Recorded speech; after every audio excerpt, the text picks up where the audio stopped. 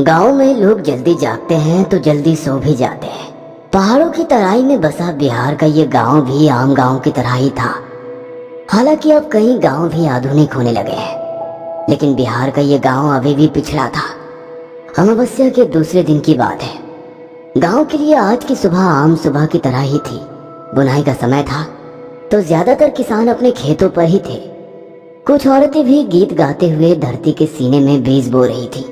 गीत गाते हुए फसलों की बुआई का नजारा देखना एक अलग तरह का अनुभव आपको देता है, और ये अनुभव आपके जहन में ताउम्र ताजा रहता है, और साथ ही ताउम्र याद रहती है कुछ खौफनाक यादें भी। विवेक को अपने बाबूजी के साथ इस समय खेत पर ही होना था, लेकिन आज खेत पर ना जाकर वो अपने कमरे में सोया हुआ था।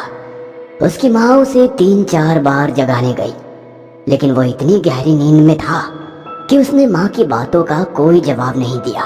अमूमन ऐसा कभी नहीं होता था कि विवेक इतनी देर तक बिस्तर पर रहे। उसकी माँ को लगा कि क्या पता विवेक की तबीयत खराब हो, इसलिए उन्होंने उसके सिर को छुआ। विवेक का सिर लोहे की किसी गर्म छड़ की तरह था। हे भगवान, इसे तो तेज बुखार है। विवेक, विवेक बेटा, बेटा विवेक। लेकिन विवेक ने अपनी माँ की बात का कोई जवाब नहीं दिया। विवेक की माँ ने उसे फिर से जगाने की कोशिश नहीं की और घर के पीछे अपनी बाड़ी में लगे कुछ पत्तियों को तोड़ने चली गई, ताकि जागने के बाद उन पत्तियों का काढ़ा विवेक को पिला सके। गाँव में अभी भी ज्यादातर लोग अपनी छोटी मोटी बीमारी को अपने घर के बाहर बाड़ी में लगे जड़ी बूटियों के पौधों से ही ठीक कर लेते हैं। विवेक की माँ ने उन पत्तियों को तोड़ा और फिर सिलबट्टे पर उसे पीसने लगी। पीसने के बाद ही उन पत्तियों को काली मिर्च के साथ पानी में उबाला जाता है, फिर रोगी को पीने के लिए दिया जाता है। बहुत ही आजमाया नुस्खा था ये। खटर खटर खटर की आवाज सिलबट्टे से आ रही थी और सिलबट्टे पर पड़ी वो पत्तियां धीरे धीरे उसकी रगड़ से पीसती चली जा रही थी। तभी विवेक की माँ के कानों में कुछ अजीब सी आवाज सुनाई दी। उन्हें ऐसा लगा कि कोई जानवर गुर्रा रहा है। विवेक की माँ भागी हुई घर के दरवाजे तक ये सोचकर आई कि कहीं कोई जंगली जानवर तो घर में घुस नहीं आया है। गांव में पहले भी कई ऐसी घटनाएं हुई है जिसमें पास के जंगलों से निकलकर कोई भेड़िया या चीता गांव के मवेशियों को उठाकर ले गया है। हालांकि ऐसी घटनाएं रात को ही ज्यादा हुआ करती थी, फिर भी एक अनचाहा डर विवेक की माँ को दरवाजे तक खींच लाया। लेकिन दरवाजा तो बंद था। उन्होंने राहत की सांस ली और फिर सिलवट्टे की ओर बढ़ने लगी। तभी उन्हें फिर से गुर्राने की आवाज आई, और ये आवाज विवेक के कमरे से आ रही थी। फिर से एक अनचाहे भय ने उन्हें घेर लिया और पल में ही ना जाने कितनी बातें उनके जहन में आ गई, और वो भागती हुई विवेक के कमरे की ओर गई। लेकिन जैसे ही वो विवेक के कमरे में गई, उनकी चीख निकल गई। विवेक की आंखें बिल्कुल चढ़ी हुई थी, उनका रंग सुर्ख लाल था और विवेक किसी जानवर की तरह गुर्रा रहा था। क्या हुआ बेटा, क्या हुआ? विवेक ने अपनी माँ की बातों का कोई जवाब नहीं दिया, उल्टा उन्हें अजीब सी नजरों से घूरने लगा और कहा, मांस, मांस खाना है, मुझे मांस खाना है। विवेक का पूरा परिवार शाकाहारी था। बचपन से लेकर आज तक उसने मांस खाना तो दूर, उसकी तरफ देखा भी नहीं था। इसलिए उसके मुंह से ऐसी बात सुनकर विवेक की माँ को बहुत आश्चर्य हुआ। उसने एक बार फिर से अपने बेटे से पूछा कि क्या हुआ है, लेकिन उसने इस बार अपनी माँ को अजीब नजरों से घूर कर देखा और उसे जोर का धक्का मार दिया। उसकी माँ दूर जा गिरी। विवेक अब भी अपनी वही रट लगाए हुए था, मांस खाना है, मुझे मांस खाना है। अचानक विवेक ने जो किया उसे देखकर विवेक की माँ भागती हुई विवेक के पिता के पास खेत में गई। मांस मांस चिल्लाते हुए विवेक ने अपनी जांघ पर अपनी दांतों को गड़ा दिया और जांघ के मांस को अपनी दांतों से खींचने लगा। कुछ देर बाद उसके जांघ का एक बड़ा सा टुकड़ा उसके मुंह में था और वो उसे चबा रहा था। विवेक के पिता ने जब ये बात सुनी तो वे भागते हुए अपने घर की ओर आए, और जब वो घर पहुंचे तो वहां पर एक अजीब सी मनहूसियत का उन्हें आभास हुआ। उनकी दिल की धड़कनें इतनी जोर जोर से धड़कने लगी कि ऐसा लगा कहीं दिल ही बाहर ना आ जाए। विवेक अपने कमरे में मरा पड़ा था। उसके शरीर पर कई सारी चींटियां रेंग रही थी। विवेक की जांघ से अब भी खून बह रहा था और उसके जांघ का वो हिस्सा बड़ा ही भयानक लग रहा था जहां का मांस नोचा हुआ था। कहते हैं दुनिया के तमाम बोझों में से सबसे बड़ा बोझ होता है किसी बाप के कंधे पर उसकी बेटे की अर्थी का बोझ। राम नाम सत्य है, राम नाम सत्य है। आवाज के साथ जब विवेक की अर्थी गंगा किनारे जा रही थी तो पूरे गांव के लोगों की आंखें गिली थी। गंगा किनारे जब विवेक का मृत शरीर आग के लपटों में खाक हो रहा था और उसका शरीर फिर से पंच तत्वों में मिलने वाला था, उसी समय वहीं दूर बैठे विवेक के दो पक्के दोस्त बनवारी और राजेश की आंखों में कल रात का दृश्य बार बार घूम रहा था। ऑर्केस्ट्रा के गाने और उस गाने पर स्टेज पर नाचती हुई डांसर के सामने खड़ी भीड़ बौराई हुई थी। विवेक, बनवारी और राजेश ने कभी ऑर्केस्ट्रा नहीं देखा था, केवल उसके बारे में सुना था, इसलिए वे तीनों भी उस ऑर्केस्ट्रा में पूरी जान लगाकर शोर मचा रहे थे। लेकिन उन तीनों को एक डर ये भी था कि उनके घर वालों को उनके ऑर्केस्ट्रा देखने की बात पता लगी तो उनकी जम के मरम्मत भी हो सकती है। इसलिए उन्होंने किसी को भी पास के गांव में हो रहे ऑर्केस्ट्रा के बारे में नहीं बताया था। रात के लगभग 2 बजे संगीत का शोर थमा और वे सभी अपने गांव की ओर लौटने लगे। अमावस्या होने के कारण अंधेरा काफी घना था। राजेश के पास एक मोबाइल थी, उसी की रोशनी में वे आगे बढ़ रहे थे।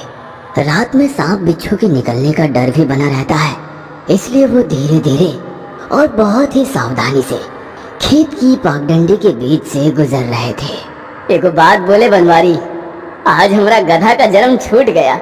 आज हमने भी ऑर्केस्ट्रा देख लिया रे। हाँ, खाली ये वाला बात घर को पता ना लग जाए, और नहीं तो गधा की तरह दुलती भी पड़ेगी हमें। अबे पता कैसे लगेगा, हम लोग तो बताने से रहे। वैसे हम लोग रिस्क लिए तो मजा भी बहुत आया रे। जानते हो, वो नचनिया हमको बहुत पसंद आई। अगर हमको शादी करने के लिए बोले ना तो हम तो आंख मूंद के कर लेंगे उससे शादी। तभी बनवारी के आगे से एक काला सा सांप रेंगते हुए गुजरा, जिसे देखकर वे तीनों खामोशी से खड़े हो गए। बाप रे, अभी तो मेरा पैर इसी पर पड़ जाता। उस काली रात में उन तीनों को कोई देख लेता तो वो जरूर उन्हें भूत ही समझ लेता। रात के उस सन्नाटे में वो धीरे धीरे अपने घर की ओर बढ़े जा रहे थे। दूर से कुत्तों के भौंकने की और सियार के चिल्लाने की आवाज माहौल को डरावना तो बना रही थी, लेकिन तीनों साथ थे तो हिम्मत थी। तभी विवेक ने उन्हें कहा, भाई जोर से पेशाब लगा है, तुम लोग यहीं रुको, हम मूत कर आते हैं। विवेक राजेश के हाथ से मोबाइल लेकर थोड़ा सा दूर हटकर पेशाब करने लगा। बनवारी और राजेश चुपचाप खड़े होकर विवेक के आने का इंतजार कर रहे थे। पेशाब करते वक्त विवेक को दूर झाड़ियों से कुछ आवाज आई। वो आवाज कुछ औरतों की बुदबुदाने की थी। इतनी रात में यहाँ औरतों की आवाज कैसे आ रही है, ये सोचकर विवेक ने मोबाइल की टॉर्च की रोशनी उस तरफ फेंकी जिधर से वो आवाज आ रही थी। मोबाइल की उस हल्की रोशनी में विवेक ने जो देखा, उसे देखकर उसकी चीख हालत में अटक गई।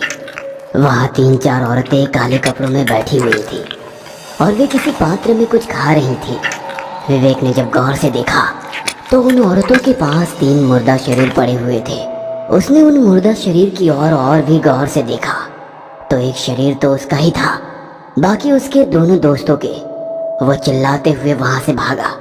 बनवारी और राजेश ने जब उसकी आवाज सुनी और उसे तेजी से अपनी ओर भागते हुए देखा तो वे समझ गए कि जरूर वहां कोई जंगली जानवर है। वे तीनों बदहवास से भागते रहे। रात का सन्नाटा अब सन्नाटा नहीं रहा, वो तो उनके पैरों की आवाज और लोहार की धौंकने की तरह चलती उनकी सांसों की तरह हो गया था। लगभग 1 किलोमीटर भागने के बाद विवेक का पैर उसके पैरों में ही उलझ गया और वो नीचे गिर पड़ा। शायद उसके दोनों दोस्त आगे निकल गए थे। जमीन पर गिरे विवेक की सांसें लड़खड़ा रही थी। तभी उसने देखा कि वे औरतें जो पेड़ के नीचे बैठी हुई उसके मुर्दा शरीर को खा रही थी, वे उसे लगातार घूर रही है। विवेक चिल्लाने की कोशिश कर रहा था, लेकिन उसकी आवाज तो लगता था किसी ने छीन ली है। विवेक असहाय सा उन औरतों को घूर रहा था और अपनी मृत्यु को करीब देख रहा था। तभी राजेश और बनवारी उसके पास आए। राजेश के हाथों में टॉर्च थी। वे दोनों उससे कुछ बोलते उसके पहले ही विवेक पिशाचनी पिशाचनी कहता हुआ बेहोश हो गया। पिशाचनी, ये नाम सुनते ही राजेश और बनवारी थर थर कांपने लगे।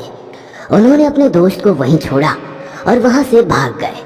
विवेक खाक में मिल चुका था। बनवारी और राजेश एक दूसरे की ओर घूर घूर कर देख रहे थे और विवेक की कल रात की उस बात को याद कर रहे थे। 2 बज गए हैं रात के। 4 साढ़े 4 बजे पूरा गांव जागना शुरू कर देगा। हम लोगों को उनके जागने के पहले पहुंचना है। हम कह रहे हैं शॉर्टकट से चलो ना। तुम पगला गया है का? हाँ, तुमको पता नहीं है कि शॉर्टकट वाला रास्ता के बारे में गांव वाले क्या बोलते हैं? अरे तुम भी ना पगला है एकदम। गांव वाले तो पुराना वाला कुआं के बारे में भी बोलते हैं कि उसमें लक्ष्मी चाची की आत्मा रहती है।